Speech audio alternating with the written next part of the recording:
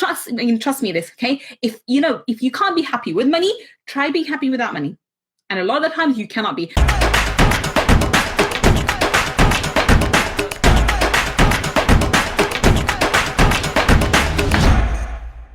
Hi everyone, it's Gull Khan here. And for those of you who don't know me, I'm a money mindset expert, and I help entrepreneurs to break free from their limiting beliefs, to reverse their money shame, and to blast through the money blocks so that they can live a life of limited abundance. I'm going to share my journey in terms of what got me here and why I'm so passionate about money. And if those of you who don't know me, I believe that money is not the root of all evil. Money is actually the main reason why a lot of people have problems, the lack of money. So that reason, I do think my whole life centers around money. So today I thought I'm going to actually share my journey with yourselves, and actually maybe somebody can get some inspirations, and maybe other people who actually don't know why I'm so passionate about money, why I'm so passionate about empowering people's ideas and their visions and removing the limiting blocks around money. Maybe my journey will actually highlight to you the reasons why I'm so passionate, the reasons why I'm so enthusiastic about getting my message across, the reason why I keep talking about money blocks and limiting beliefs and so forth. And I think the only way to understand that is to actually understand my journey. So my journey started off in this tiny world as a lawyer. I'm not going to go too back, but I start off with being a lawyer. So I am a lawyer, and I'm a barrister here in the UK, and I'm registered with the Middle Temple. I'm also a registered, I wouldn't say registered at the moment because I'm not practicing, but I am an attorney with the New York Bar Association, and I'm also qualified as a solicitor here with the England and Wales Law Society. So I'm qualified in 3 just different jurisdictions as a lawyer, but I'm not practicing as one. And that seems to be a question that I get asked a lot. And, if you're a lawyer, why don't you practice as a lawyer? And I think my journey thus far will explain how I got to this point and why I'm working in the field that I am, and why I'm so passionate about money, and why I want to pass this message to other people. There's a deeper meaning to this, and I thought it'd be great to share that for the starters. So let me start. So when I started off as a lawyer, and then I became a stay-at-home mom once I had my children. I'm not going to go into details in terms of why and how and whatever. That's another story for another time, and maybe even a TED Talk. But anyway, so I became a stay-at-home mom. And once that was the case, I did become a stay-at-home mom. I actually began to explore other things. I became an energy healer. I trained as an energy healer. I learned about alternative healing and EFT and so forth. And I've been passionate about personal development for as long as I can think. So I'd been training and learning about it for the last 20 years, if anything at all. But why I am here at the moment is when I went through a really, really horrible divorce about coming up to 3 years now. So back in 2016, when I actually found about my ex-partner's affair. So that led me onto a different path altogether. And by then, at that time, if you remember, I was a stay-at-home mom, and my ex-partner was solely financially responsible for me and my children. So when I found out about his affair, and then in the end, we ended up actually going down the divorce path because I literally caught him in a few months later. I caught him in bed with his own girlfriend, which is, bless him. I'm not angry with him anymore. I've processed that whole energy. But that meant that he and I were no longer going to be able to be on the same path. Divorce would do that to you. And the way things are, again, no judgment to him at all. I did go down the path where I had to decide that I had to do something, because he pulled out the financial support right under my feet. So my children were in private education. We were doing really well to do. And he just decided that was the best way to, financially blackmail me to staying in the marriage, which I refused. And that when I left that marriage, this is not some sub story about a divorce. It's not a sub story about in terms of what happened. That's fine. What happened thereafter is the actual journey that I'm talking about. So when I got divorced, I found out that I had actually manifested my mother's exact life. So when my mother was a stay-at-home mom, my father was a very well-to-do man, and when he remarried, my mother left my father, and we ended up going from riches to rags. We ended up living in council estate in London, from very poor part of London. And so my mother, at the age of similar age to myself, was with a mum, a single mother with 2 children. So it's pretty much the life that I had manifested. So when I look at my circumstances, I was pretty much exactly in my mother's life. I was now a single mother on a very similar age pattern as my mother, and I was living on a very, I moved into one of my homes. I was in my home in I'm not going to say the area, but it was again a very poor part of London. And I looked at my life and I thought, oh my God, I've actually manifested my mother's exact life. Okay. Now, that is when the alarm bells went off. That's when the aha moment happened. And it was literally me falling apart. And they say that there's a saying that your life falls apart for it to be put back together in a much greater, much more fabulous way. And that cannot be further from the truth. It was exactly what happened in my life. My life totally fell apart, and it fell apart for a reason, because literally every aspect of my personality was taken apart, and I was reformed into this new form, this new person. Now, I had a choice to make at that point. I could go back into my legal career, start from scratch. Remember, I had been out of the legal career for at least approximately about 8 years until then, and I could go back to my legal career, start from scratch, start off becoming, go back to law, because I am from banking and finance background. I could go back into corporate law and start from scratch. Okay, I had the chance to do that. But that would mean that I would have to hire a nanny. I would have to initially find the money for that, because I would have to buy help and something by myself. So who could look after my kids? Okay, and keep in mind that at that time I was very consciously aware of the fact that my children were not seeing their father. He wasn't around. He was off doing whatever he wanted. So my children would be alone. They wouldn't have their mother or father. So my children would probably grow up with childcare. Now, no judgment for anybody else who has childcare, who does things like that. No judgment at all whatsoever. But that wasn't a choice that I was ready to make. So the first thing I realized was, I had limiting beliefs, and somehow I had manifested my mother's exact life. So there was a manifestation going on, which is a lot more powerful. Because if I was, as a lawyer who at the age of mid-20s was, and if I put it in perspective, in my mid-20s, I was earning close to 6 figures, working for companies like Shell, and Skadden Arps and White & Case. And so I had worked for very, very large companies, and I had lots of money. But somehow, at the exact age of my mother's, I had manifested her exact life. Something going on, which is a lot greater than I actually could fathom at the time. So this was something greater was going on, and that was where the aha moment was. Okay, there must be something greater that I need to work out, and there must be a message in here or a lesson of some sort. So then I took a step back and I thought, okay, what am I good at? What's the one thing that I want to teach? What's one thing that I've been learning, and what is it that I actually want to do? Do I want to go back into banking and finance? Do I want to go in and actually create money that way, which would take me from my children? Or is there something, there's a bigger lesson here? Is there a bigger picture here? And that's when I realized that, what I've manifested and what the ideas I had around money exactly is what I'm not the only one. I'm not the first woman to get divorced. I'm not the last woman to get divorced. I'm not the first woman to be cheated on. I'm not the last woman to be cheated on.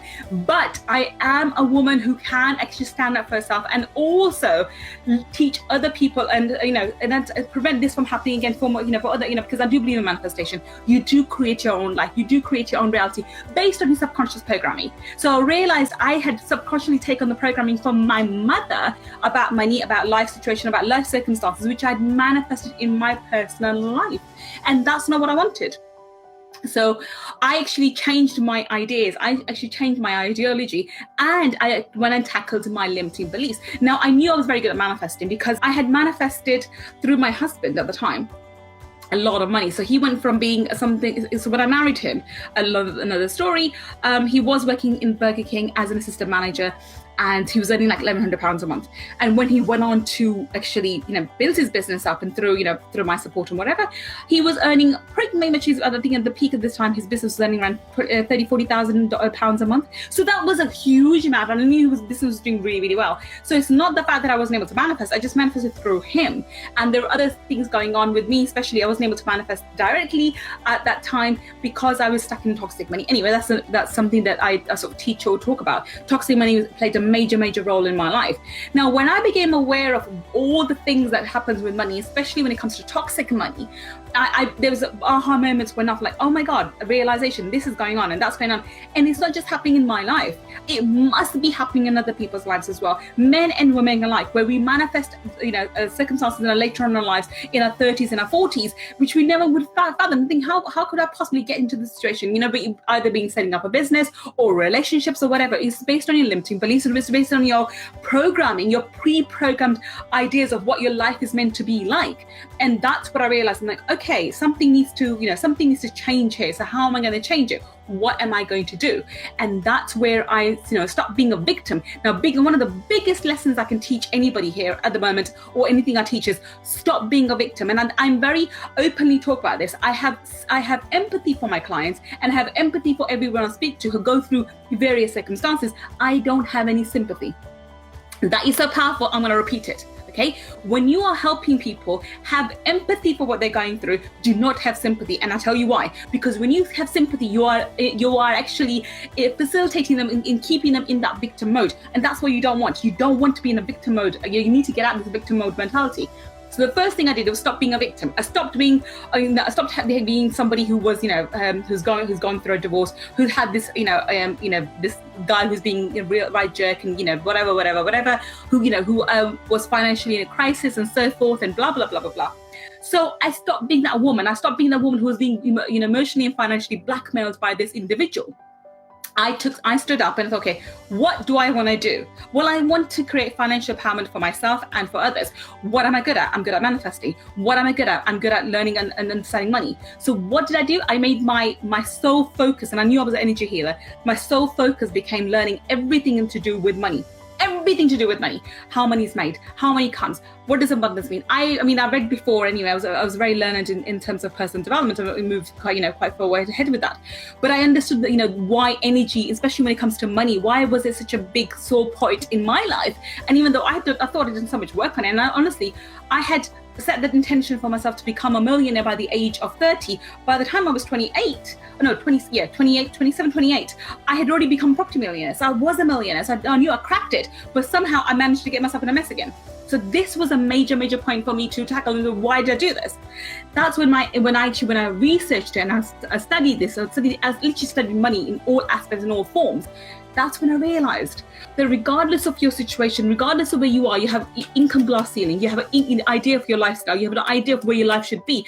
And if your subconscious programming is against that, your subconscious programming will always take over. Your subconscious programming will always overpower your conscious efforts. So if your energy is not lined up, your conscious actions are not as strong. Your subconscious is a lot stronger. It will attract people, circumstances, situations, which will create the outside environment, the kind of one that you're programmed to be in, as I was.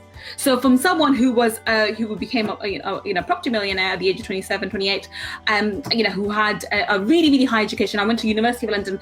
I've got top education, whatever. I still ended up with a situation which was unheard of. Single mom, struggling for money, struggling for time, with 2 young children, exactly like my mother's. And this is why I became passionate, absolutely passionate about money. And now when I talk about it, I can openly say I talk about money, and that in such a positive way, and in a way that I don't think other people can actually understand. The passion comes from this aspect. If you can sort your money story out, I guarantee you other parts of your life will start falling into place. Because if you are having problems with your money, I guarantee you it will seep into every aspect of your life. Your money will actually cause you to have problems with your relationships. Do you know money problems is the number one cause for divorce, right? Not affairs, apparently.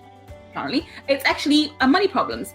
Money problems are also the number one cause for health issues, right? So when your money is not sorted, your life pretty much is messed up. Every person I speak to, every single person I've spoken to, regardless of where they are, even when they say they don't want money, when you actually you ascertain, if you unfold the problems, when you go to the problems, you actually realize at the core is some sort of money issues, there's some sort of money problem. And you realize, okay, so this needs to be addressed. But people are not willing to do that. Because sometimes, even addressing the fact that, especially in UK, in being English, we have this idea that even talking about the fact that we have financial problems means we're a failure. So equating ourselves, acknowledging the fact that we have a debt, acknowledging the fact that we have financial issues, equates to the fact that we are actually a failure, right? So that's what we don't want. We don't want to be failures. We don't want to be, it's people who can't handle or manage money, even though we're not taught about it. We don't want to admit the fact that we have limiting beliefs around money. And I'll do another live in terms of what I mean by limiting beliefs. But we don't want to admit that, because then somehow, somewhere along the lines, we admit to the fact that we don't know what to do when it comes to money. We have no idea how to create and have money. We have no idea how to get out of the current situation, which means we're a failure. Hell no. It just means you are at this moment in time with, depending on how you've been thinking in the past few years, but it means that you haven't educated yourself in terms of how to get out of the situation. That's it. I got out of my situation very, very quickly, very rapidly, because I was able to. Once I identified my limiting beliefs, I was able to change them. Once I identified what it was that was causing me to be in that situation, causing me to manifest these circumstances, I was able to come out. I was able to get out. And that is the beauty of it. That is the beauty of it. When you understand the way you're thinking about money, and that's where I can talk about limiting beliefs around money. When you understand your ideas and your energies and the limiting beliefs around money, you can actually change that. Knowledge is power, right? So once you understand what kind of beliefs and ideas you have around money, you're able to say, okay, let me change that now. Let me see how I can change that and change it to something positive, something more productive. And when you change your internal world, your external world changes for you. You don't have to work so much on the external world because circumstances, people show up, which change your external reality. The main thing we should be focusing on is changing our internal world, our internal ideology, our internal ideas about what is possible for us, what we should be aiming for, what we can be doing, and what we actually want. A lot of the time, we actually curb our desires. We don't want to, think about what we truly desire because we think it's unattainable. We think, getting that house, getting that car, getting that promotion, getting that career, getting that business is not possible for us. So we don't even want to think about it because it's too painful. It's painful to admit that we want it, and it's painful to admit that we can't have it. So we don't even let ourselves desire anything. This is why when you actually work on your money stories, when you actually work on your limiting beliefs around money, things begin to change rapidly, as it did in my case. And so when I became so passionate about money, I made my sole focus. I'm an EFT healer and an energy healer. I made my sole focus money. And now I talk about money in the most passionate way possible, because I think once you sort out your money stories, once you sort out your money issues, everything else falls into place. It really does. Well, anyway, guys, this is my short and snappy. I hope it was short. I don't remember how, when I start talking, I sort of lose track of time. Oh, I better go and pick up my son. I just want to come and do a quick live. I wanted to talk about why I went from a lawyer to a money mindset expert, and why I'm so focused on clearing your money issues and having a better relationship with money. Because once you sort out your relationship with money, I guarantee you other things will fall into place. Regardless, I don't care who anybody says, oh, money doesn't let you be happy. Trust me this, okay? If you can't be happy with money, try being happy without money. And a lot of the times you cannot be, because you'll be so stressed about the bills and all the expenses that you don't have time to be happy. Okay, and if that rubs off people in the wrong way, yes, so be it. I don't care. Okay. So anyway, that's my note for today. Go and work on your money stories. Go and work on your limiting beliefs around money. So until next time you see me,